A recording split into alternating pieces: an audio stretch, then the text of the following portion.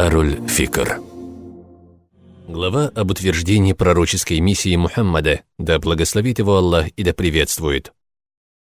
Он Абуль-Касим Мухаммад ибн Абдулла ибн Абдуль-Мутталиб ибн Хашим ибн Абду-Манаф ибн Кусай ибн Киляб ибн Мурра ибн Кааб. И Всевышний назвал его Мухаммадом и Ахмадом, да благословит его Аллах и приветствует, а также другими именами.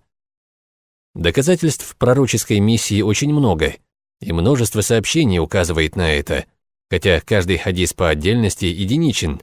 В целом они будут мутаватир, потому что каждая история по отдельности рассказывает о событии, нарушающем обычный порядок вещей. И это один из видов таваттура, который устанавливает доказательства и устраняет возможность оправдаться. К одному из видов доказательства его, да благословит его Аллах и приветствует, пророческой миссии, которые использовали люди Писания, относятся описание его самого и арабских земель, откуда он придет, из Торы и Евангелия, большую часть которых исказили. Также к признакам пророчества относятся удивительные события, произошедшие перед его, да благословит его Аллах и да приветствует, рождением и приходом, которые унизили правителя неверующих, ослабив их и укрепив положение арабов. Это случай со слоном, и то, как Аллах поступил с ними и наказал их, так что они бежали. Сюда же относится затухание персидского огня, обрушение балконов в замке персидского правителя, уход воды из озера Сава. Нет, клянусь тем, кто отправил его с истиной и подготовил все эти события к его приходу. Не будет сомневаться разумный человек ни в чем в этом, и в том, что это божественное вмешательство в обычный ход вещей. Также к доказательствам его пророческой миссии относится то, что он не умел читать и писать, родился в местности, где люди не умели читать и писать, и вырос среди них. И там не было человека, который бы обладал знанием о предшествующих общинах, не было астрологов, обладавших знанием о звездах, не было инженеров, способных вести расчеты, не было философов, познавших природу, не было теологов, способных обучить основам ведения диспута и тому, как выстраивать доказательства, как вести спор и как приводить доводы из чего-то присутствующего в пользу отсутствующего. И он не ездил ни к какому ученому, чтобы находиться рядом с ним и получать знания. И это знали все в его местности – ученые, осведомленные, знающие и невежественные, особые люди и обычные. К тому же он рассказал им истории из Торы и Евангелия, и истории предшествующих общин, а знание этих книг исчезло, а сами они были искажены, и не осталось почти никого, кто бы следовал им и понимал их, отделяя истину в них от лжи. И он вышел с доводами против всех групп и общин таким образом, что если бы против него выступили все теологи и спорщики, то они не смогли бы его опровергнуть. И это доказывает, что это было от Аллаха. Также доказательством истинности и правдивости его пророческой миссии служит вызов, брошенный творением, касательно того, что нет подобия Корану, и призыв попробовать принести что-нибудь подобное хотя бы размером в одну суру, но люди не были способны на это и не смогли сочинить ничего похожего. Ученые разошлись в том, какова именно природа бесподобности Корана. Кто-то сказал, что нет ему подобия в красноречии и лексике, но не в синтаксисе. А кто-то сказал, что его бесподобность именно в синтаксисе, но не в самих словах, потому что арабы использовали эти слова в своей обычной речи. Кто-то сказал, что бесподобность в сообщениях о различных событиях, которые произойдут в будущем, и их происхождение соответствует описанию. Кто-то сказал, что бесподобность в неспособности людей сочинить нечто подобное, когда они даже не пытаются это сделать. А вызов и исполнение обещанного – это признак пророческой миссии и показатель правдивости слов. Нет никакого смысла в мнении, что бесподобность заключается в лексике, потому что эти слова были известны в арабской речи, и арабы их использовали в разговорах. Красноречие – это не просто использование неких слов, важно и то, как они используются и где поставлены в предложении. Абу Сулейман аль-Хаттаби, да смилуется над ним Аллах, сказал, например, слово «раскалывать» было известно у арабов, и они его использовали в повседневных разговорах.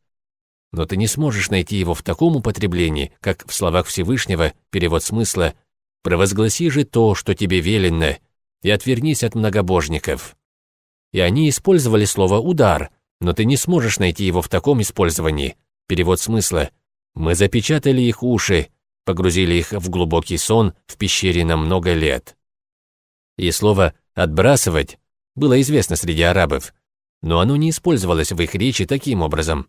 Перевод смысла: «Отбрось договорные обязательства, чтобы все оказались равны». Это совмещает в себе лаконичность, краткость, опущение некоторых избыточных деталей, использование местоимений и установку на доходчивое откровение. Также сюда относятся слова Всевышнего Аллаха, перевод смысла: «Знамением для них является ночь, которую мы отделяем ото дня, и вот они погружаются во мрак». И суть этих слов: мы выводим день через нее, ночь. Но красноречие заключается в использовании слова «отделение», которым обычно описываются вещи, которые сильно прижаты друг к другу и которые тяжело отделить друг от друга. И здесь так описаны ночь и день. Также сюда относятся слова Всевышнего, перевод смысла: «мучение в великий день», то есть день, который для наказуемых никогда не превратится в завтра и не обернется для них благом. Некоторые из них хвалят высказывание «убийство отвращает от убийства» и сравнивают его со словами Всевышнего, перевод смысла: «возмездие спасает вам жизнь». Но слова Всевышнего более красноречивые и краткие.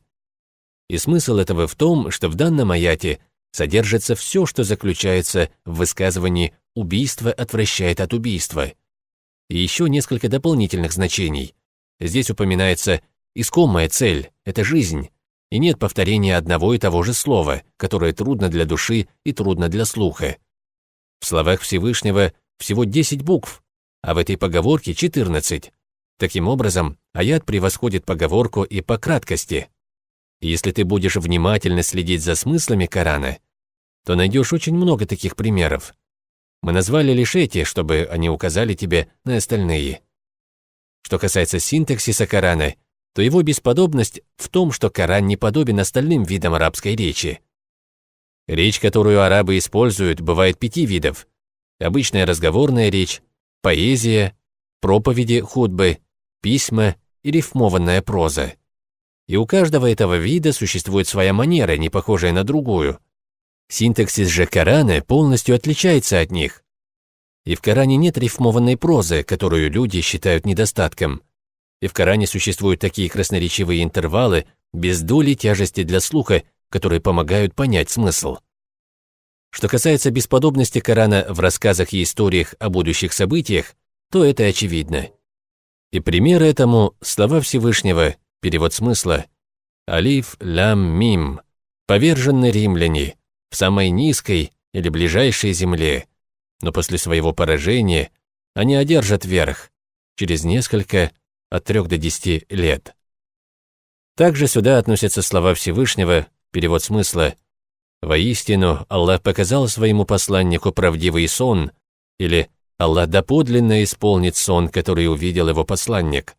Вы непременно войдете в заповедную мечеть, если пожелает Аллах, будучи в безопасности. Вы побреете головы и подстрижетесь, не испытывая страха. Он знал то, чего вы не знали, и предопределил перед этим близкую победу».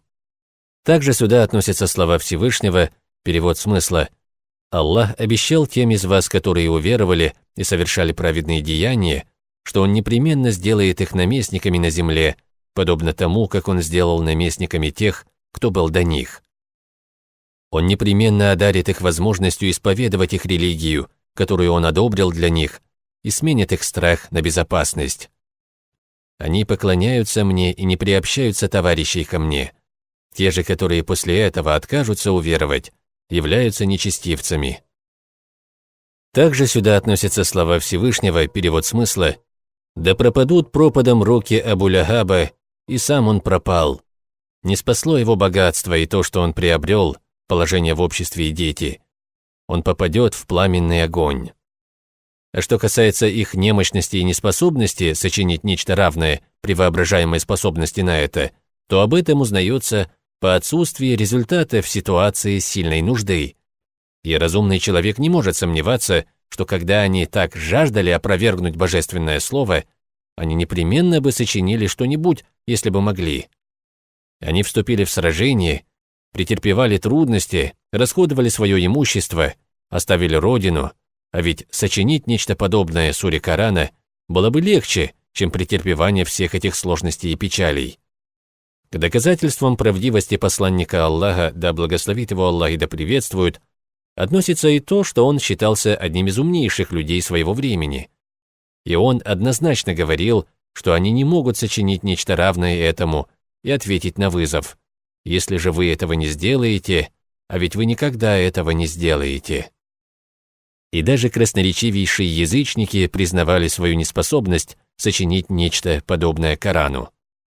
Добавим сюда и множество известных случаев, когда некоторые вещи нарушали обычный ход вещей у пророка, да благословит его Аллах и да приветствует. И все это общепризнанно. После смерти пророков к ним возвращается душа, и они живы в своих могилах, подобно павшим за веру. Наш пророк, да благословит его Аллах и да приветствует, сообщил нам, что наши благословения, салаваты ему будут доводиться до него, а наши приветствия дойдут до него. Всевышний Аллах запретил земле поедать тела пророков. И наш пророк, да благословит его Аллах и да приветствует, был записан у Аллаха как пророк еще до создания пророков и посланников. Он и после смерти пророк Аллаха и его посланник, самый чистый и любимый из его творений, а кто доносит от него повеления и запреты, его наместники, и поэтому его послание также продолжает существовать, а его шариат будет существовать до прихода повеления Аллаха. Глава о чудесах любимцев Аллаха. Всевышний Аллах в истории про Марьям, мир ей, сказал, перевод смысла: «Каждый раз, когда Закария входил к ней в молельню, он находил возле нее пропитание. Он сказал: „О Марьям, откуда у тебя это?“ Она ответила: „Это от Аллаха, ведь Аллах дарует пропитание без счета, кому пожелает“». Также говорится в истории Сулеймана, мир ему, смысл: «А тот, который обладал знаниями из Писания, сказал: „Я принесу его тебе во мгновение ока“». И Асиф не был пророком. Что касается чудес, карамат, то они не могут быть у лжецов, но могут проявляться у праведников в виде доказательства истинности пророческой миссии пророка, в которого они верят. И посланник Аллаха, да благословит его Аллах и да приветствует, сообщил о чудесах Джурейджа, а также юноше, который оставил колдовство и последовал за монахом, а также иудеев, которые застряли в пещере, а затем камень, преграждавший им дорогу, сдвинулся. И существуют другие сообщения, указывающие на допустимость этого. Подобные чудесные происшествия случались и со сподвижниками во времена пророка, да благословит его Аллах и да приветствует, и после его смерти, а также с праведниками из его уммы, что указывает на допустимость этого. Передается, что во время хаджа видели, как Хубайб ибн Ади ел виноград, хотя он в это время находился в заточении. Также сюда относится история о том, как Умар, да будет доволен им Аллах, сказал: «О Сария, Сария, на гору, на гору!» И Сария услышал его на таком огромном расстоянии. А еще посланник Аллаха, да благословит его Аллах и да приветствует, сказал: «Поистине, в общинах до вас были те, кто получал ильхам, и если они есть в этой общине, то это Умар ибн аль-Хаттаб». Глава о сподвижниках пророка, да благословит его Аллах и да приветствует. Всевышний Аллах сказал, перевод смысла: «Мухаммад – посланник Аллаха, те, которые вместе с ним, суровы к неверующим и милостивы между собой. Ты видишь, как они кланяются и падают ниц, стремясь к милости от Аллаха и довольству. Их признаком являются следы от земных поклонов на их лицах. Так они представлены в Таурате, Торе. В Инджиле, Евангелии же, они представлены посевом, на котором вырос росток. Он укрепил его, и тот стал толстым и выпрямился на своем стебле, восхищая сеятелей. Аллах привел эту притчу для того, чтобы привести ими в ярость неверующих. Также сказал Всевышний Аллах, перевод смысла: Аллах доволен первыми из мухаджиров и ансаров, которые опередили остальных, и теми, которые последовали строго за ними. Они также довольны Аллахом. Он приготовил для них райские сады, в которых текут реки, они пребудут там вечно. Это великое преуспеяние. Всевышний Аллах сказал перевод смысла, а те, которые пришли после них, говорят: «Господь наш, прости нас и наших братьев, которые уверовали раньше нас. Не насаждай в наших сердцах ненависти и зависти к тем, кто уверовал. Господь наш, воистину, Ты сострадательный, милостивый». Известны слова посланника Аллаха, да благословит его Аллах и приветствует о них: «Лучшее поколение мое».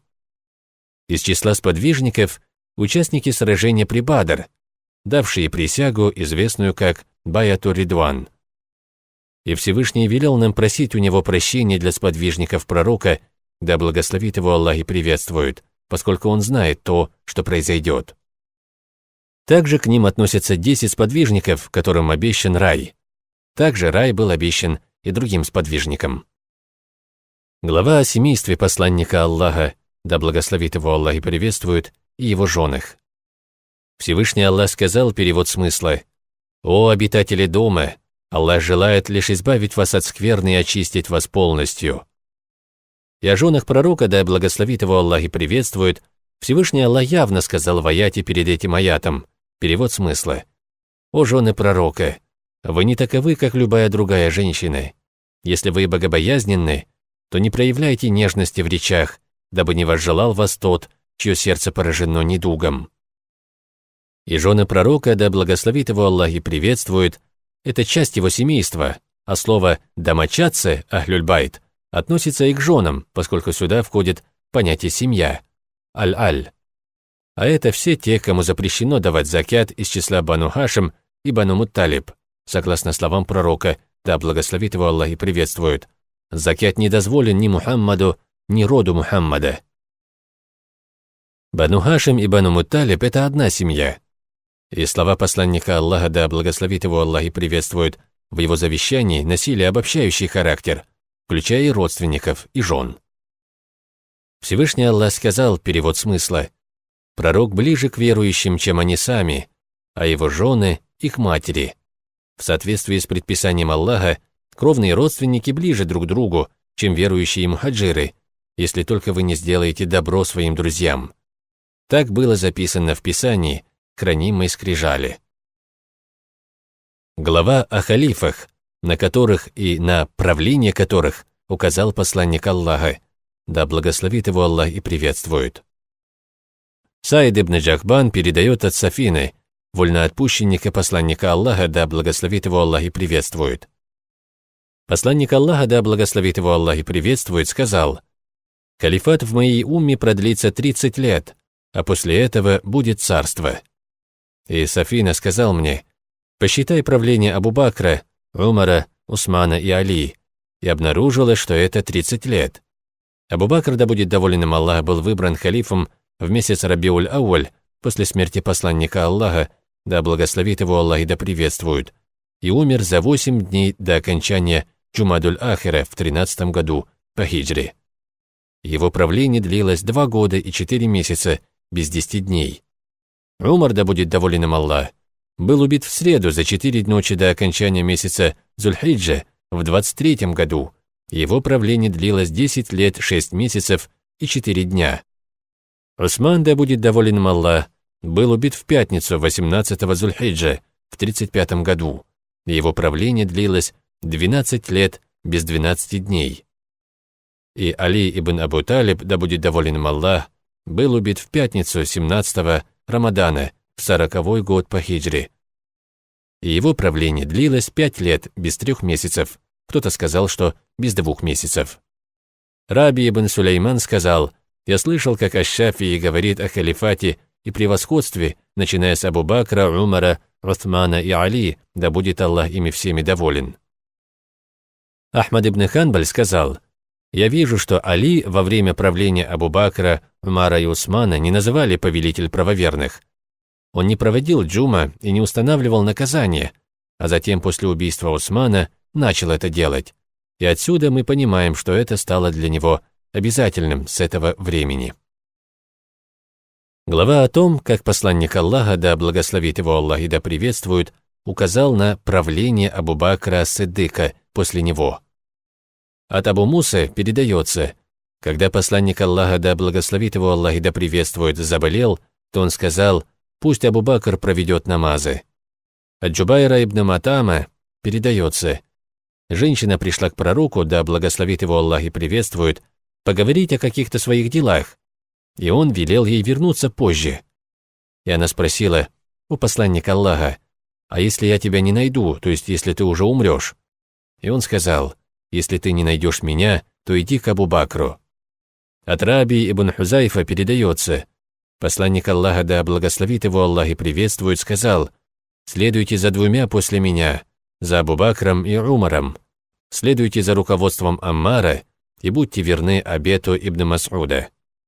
Абу Хурайра, да будет доволен им Аллах, передает: «Я слышал, как пророк, да благословит его Аллах и приветствует, сказал: когда я спал, то увидел во сне колодец, рядом с которым было ведро.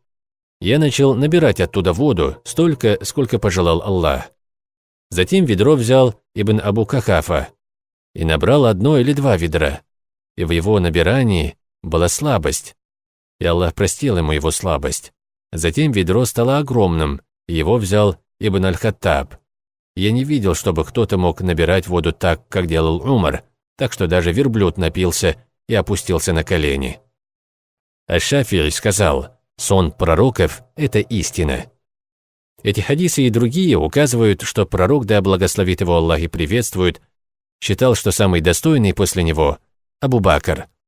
Он ясным образом не указал на него, и Аллах знает лучше, потому что Аллах внушил ему знание, что мусульмане объединятся вокруг него, и халифат будет установлен единогласной присягой ему. Глава о том, как все мусульмане присягнули Абу Бакру и как установилось его правление. От Айши, жены пророка, да благословит его Аллах и приветствует, передается, что когда умер посланник Аллаха, да благословит его Аллах и приветствует, Абу Бакр был в сунхе. Умар встал и сказал: «Клянусь Аллахом, посланник Аллаха, да благословит его Аллах и да приветствует, не умер». И Умар сказал: «Клянусь Аллахом, это пришло мне на ум тогда. И Аллах воскресит его, и он начнет приводить в исполнение шариатские наказания». Затем пришел Абу Бакр, и он понял, что случилось с посланником Аллаха, да благословит его Аллах и да приветствует, и принял это. И он сказал: «Клянусь тем, кому принадлежит моя душа, Аллах не даст тебе вкусить смерть дважды никогда». Затем он вышел и сказал Умару: «Не спеши и сядь». И когда заговорил Абу Бакр, то Умар сел. Затем он восхвалил Аллаха и сказал: «Кто поклонялся Мухаммаду, то Мухаммад умер, а кто поклоняется Аллаху, то Аллах живой и никогда не умрет». И Всевышний сказал, перевод смысла: «Воистину, ты смертен, и они смертны». Также Всевышний сказал, перевод смысла: «Мухаммад является всего лишь посланником. До него тоже были посланники. Неужели, если он умрет или будет убит, вы обратитесь вспять?» И когда люди услышали это, то зарыдали. Ансары собрались к Сааду ибн Убаду под навесом Бану Саида, и они сказали: «От нас правитель, и от вас правитель». К ним отправились Абу Бакр, Умар и Абу Убайда ибн Аль-Джаррах. И Умар собирался поговорить с ними, но Абу Бакр отдернул его. И потом Умар говорил: «Клянусь Аллахом, я хотел сказать лишь то, что пришло мне на ум. Я боялся, что Абу Бакр не сможет это выразить красноречиво». А затем Абу Бакр заговорил, и его речь была великолепной, и он сказал: «Мы правители, а вы помощники». Аль-Хубаб ибн Аль-Мунзир сказал: «Клянусь Аллахом, мы это не примем. Правитель от нас и правитель от вас». Абу Бакр сказал: «Нет, мы правители, а вы помощники». Они, то есть мухаджиры, самые благородные по происхождению среди арабов, поэтому присягните Умару или Абу Убайду ибн Аль-Джарраху». И Умар сказал: «Нет, мы присягнем тебе, потому что ты лучший из нас, наш господин и самый любимый для посланника Аллаха, да благословит его Аллах и приветствует». Умар взял его за руку и присягнул ему, и затем ему присягнули люди. И кто-то сказал: «Вы убили Саада ибн Убада». И Умар ответил: «Аллах убил его». И во множестве хадисов говорится о том, что сподвижники единогласно присягнули Абу Бакру, и из их числа Али ибн Абу Талиб. И никто не имеет права сказать, что Али или кто-то еще скрывал в сердце не то, что показал людям. Али был выше того, чтобы поддерживать кого-то в этом великом статусе без права на то, и чтобы являть людям не то, что скрывал в сердце. Если такое может быть в связи с единодушной присягой Абу Бакру, то тогда ни одно единогласное мнение ученых иджма не может быть действительным. А единогласное мнение ученых – это один из доводов шариата, его нельзя аннулировать. Сообщение о том, что Али не присягал Абу Бакру 6 месяцев, это не слова Аиши, это слова Аз-Зухри, и некоторые передатчики добавили эти слова в хадисе Аиши об истории Фатимы, да будет Аллах ею доволен. И Маамар ибн Рашид передает это сообщение без искажений, отделив от них слова Аз-Зухри. Также передается, что Али присягнул Абу Бакру в общей присяге, которая была в этом месте. И затем произошел спор между Абу Бакром и Фатимой из-за наследства, потому что она не слышала риваяты о наследстве, которые слышали Абу Бакр и другие. Поэтому она оправдана в том, что она просила. И Абу Бакр был оправдан в том, что отказал ей. И Али не посещал Абу Бакра до ее смерти. Затем он обновил присягу и исполнял то, к чему она обязывает. Невозможно считать, что Али не посещал Абу Бакра, скрывая в сердце неприязнь к его правлению, ведь он присягнул ему потом и возвеличивал его право. Если все не так, как мы описали, то присяга Али – это ошибка. А кто скажет, что Али присягнул лишь на словах, но не сделал это внутренне, тот скверно характеризует Али и отзывается о нем дурно. И Али во время своего правления, стоя на минбаре, сказал: «Не рассказать ли мне вам о самых лучших людях после пророка, да благословит его Аллах и да приветствует?» И они ответили «да». И он сказал: «Абу Бакр, затем Умар». Мы заявляем, что Али делал лишь то, что было истиной, и присяга Абу Бакру и поддержка Умара соответствовали его достоинству, поступкам и порядку их принятия ислама, а также его благородному вероубеждению и хорошему нраву в смысле чтения наставлений правителю и его подданным. А другое толкование его действиям и словам не будет иметь смысла. Что касается слов пророка, да благословит его Аллах и приветствует о нем, таких как «О Аллах, поддержи того, кто его поддерживает, и накажи того, кто враждует с ним», или «Для кого я правитель, для того и Али правитель», то речь идет об общем правлении, аль-уляя аль-амма, то есть подчинение ислама, потому что, когда пророк, да благословит его Аллах и приветствует, отправил его в Йемен, то множество людей стали жаловаться на него и проявлять неприязнь к нему. И поэтому пророк, да благословит его Аллах и приветствует, выделил его и подчеркнул свою любовь, чтобы и других привязать к этому. Но пророк, да благословит его Аллах и приветствует, не имел в виду правление и власть, а иначе сказал бы об этом ясно и открыто словами: «Это ваш правитель, и он будет вами руководить после меня. Слушайте его, подчиняйтесь». Ведь пророк, да благословит его Аллах и приветствует, был самым красноречивым из людей. Если же пророк, да благословит его Аллах и приветствует, избрал его для этого положения и установил для мусульман его статус, а затем Али оставил повеление Аллаха и его посланника, да благословит его Аллах и приветствует, то получается, что сам Али первый, кто оставил повеление Аллаха и повеление его посланника, да благословит его Аллах и приветствует. Али не находился ни у кого в подчинении, и он не был в безвыходном положении, потому что у него были помощники. И он не был трусом, чтобы можно было сказать, что он испытывал страх и проявил слабость. Глава об избрании Абу Бакром Умара, да будет доволен ими обоими Аллах.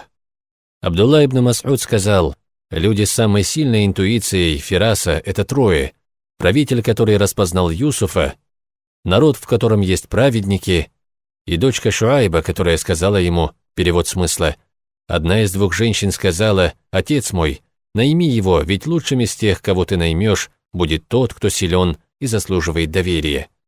И Абу Бакр так и поступил, избрав после себя Умара. Ибн Аббас сказал Умару, когда тот уже был при смерти: «Ты был сподвижником посланника Аллаха, да благословит его Аллах и приветствует, и был прекрасным сподвижником.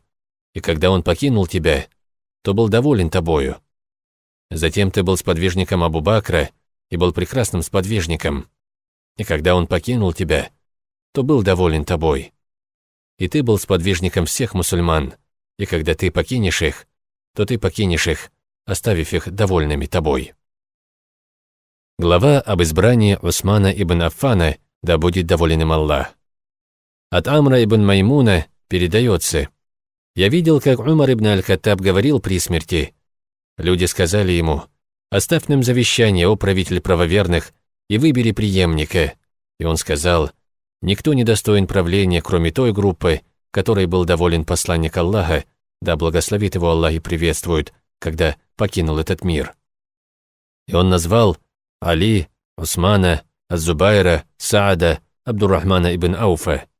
И он сказал: вам будет свидетельствовать Абдулла ибн Умар, и ему нет ничего из этого дела, подобно соболезнованию. Если власть достанется Сааду, то так и будет, а если нет, то обратитесь к его помощи. И я не сместил его с должности правителя Куфы из-за его слабости или обмана. И также он сказал: я завещаю халифом после себя. И далее он посоветовал слушаться и советоваться с мухаджирами, которые первыми приняли ислам, а затем с ансарами, затем с жителями городов, а затем с бедуинами, затем с зиммиями, затем оставил распоряжение о своих похоронах. После его похорон они вернулись и собрались все вместе. И Абдуррахман сказал: доверьте ваше право 3 из вас. Az-Зубайр сказал: я передаю свое право Али. Тальха сказал: я передаю свое право Усману. Саад сказал: я передаю свое право Абдуррахману. И Абдуррахман сказал: кто из вас готов отказаться от своей кандидатуры, чтобы выбрать лучшего из оставшихся 2, держа в уме, что Аллах и Ислам будут свидетелями? Оба шейха, Усман и Али, замолчали.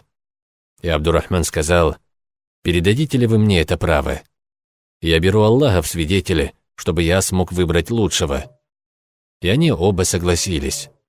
Затем он взял одного из них за руку и сказал: ты близок к пророку, да благословит его Аллах и приветствует по родству, и один из первых мусульман, как сам знаешь.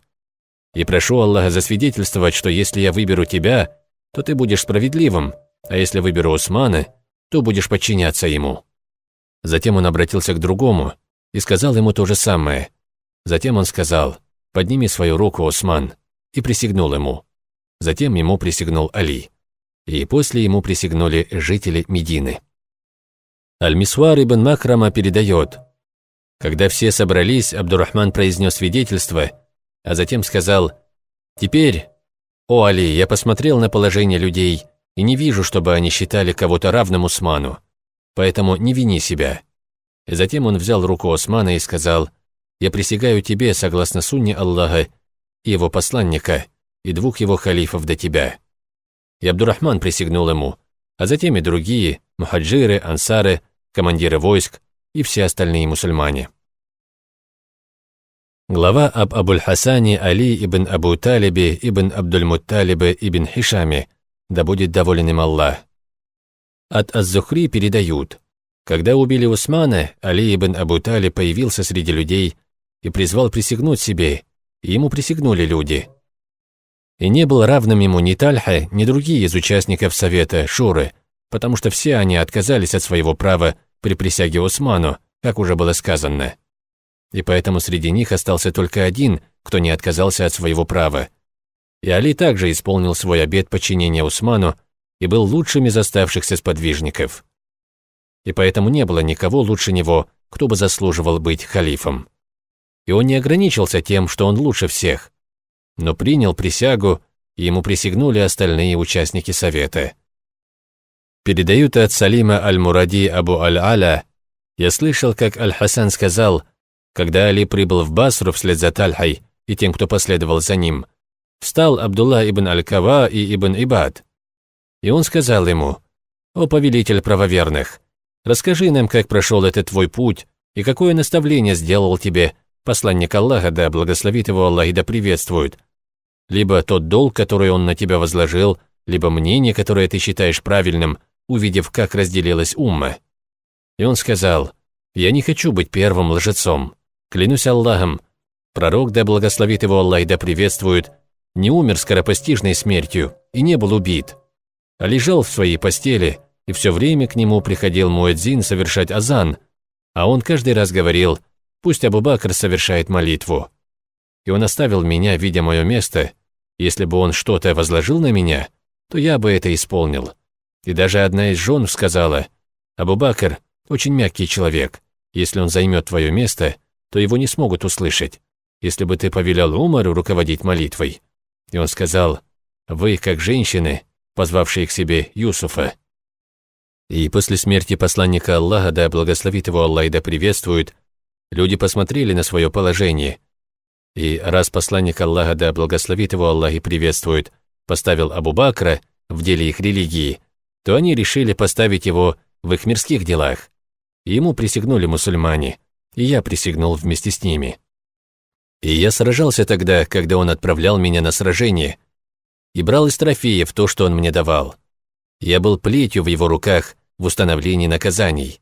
И если бы он был неискренен, то отдал бы свою власть перед смертью своему сыну. Он указал на Умара. Ему присягнули мусульмане, и ему присягнул я. Я сражался тогда, когда он отправлял меня на сражение, и брал из трофеев то, что он мне давал. Я был плетью в его руках в установлении наказаний. Если бы он был неискренен, то отдал бы свою власть перед смертью своему сыну. Но он не хотел выбирать кого-то из нас, курайшитов, которые затем правили бы уммой. И в этом нет ничего дурного по отношению к тем, кто после него, иначе это настигло бы Умара в его могиле. И он выбрал 6 из нас, чтобы мы выбрали для уммы правителя. Когда мы собрались, то Абдуррахман отказался от участия в выборах в обмен на передачу наших голосов ему, чтобы он выбрал. И мы согласились. И он взял руку Усмана и присягнул ему. В этот момент что-то было у меня на сердце, но я посмотрел на свое положение и свой долг, и я присягнул и принял это решение. Я сражался, когда меня посылали на сражение, и брал из трофеев то, что он давал мне. И после убийства Усмана я посмотрел на свое положение. Присяг к Абу-Бакру и Умару уже не было. Свой долг перед Усманом я исполнил. И я мусульманин, который никому ничего не должен. И это дело, власть, может перейти тому, кто не равен мне, то есть к Муавии. И его родство с пророком, да благословит его Аллах и приветствует, не такое, как мое. И его знания не подобны моим знаниям, и его предшествование в исламе не подобно моему, и поэтому я имею больше прав на это. И они сказали: ты прав.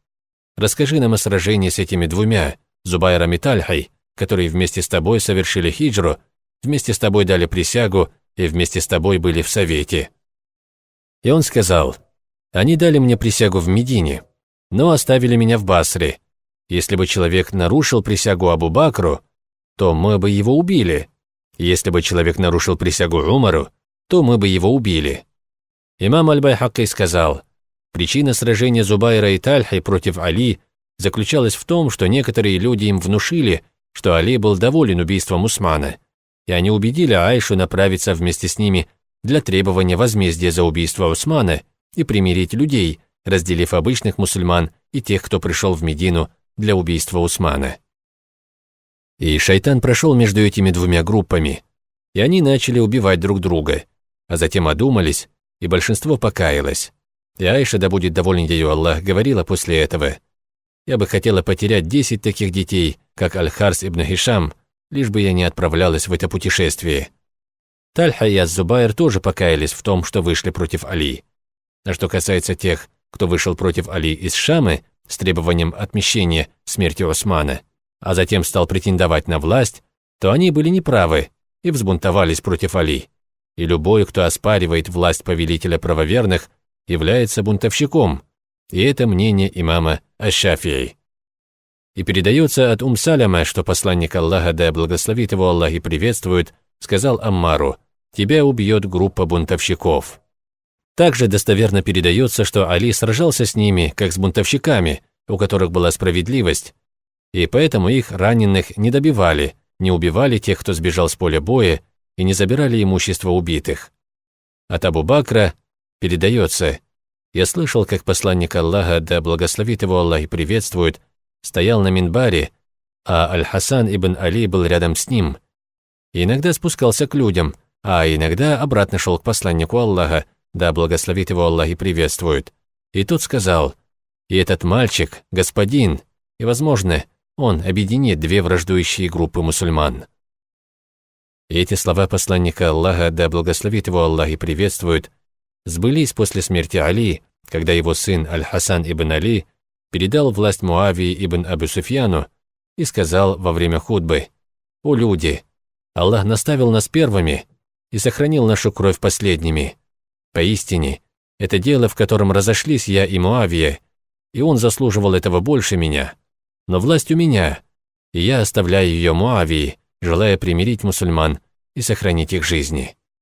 Перевод смысла: «Я не знаю, может быть, это искушение для вас, или же возможность пользоваться благами до определенного времени». Шейх имам Абу Бакр аль-Байхакки сказал: «Такова книга, которую мы составили об убеждениях Ахлю Сунна валь Джамаа. И каждому вопросу мы выделили главу, освященную доказательствами и доводами. И я, слабый раб Аллаха Саид Фуда, говорю: я закончил составление этого краткого изложения книги Аль-Атикад валь-Хидая иля Сабиль ар-Рашад, содержащей в себе основу вероубеждения, в четверг, 27 января 1994 года. Я прошу Аллаха принести мусульманам пользу этой книгой. И нет для нас нужды, кроме нужды в Аллахе, и нет пути, кроме пути к Нему».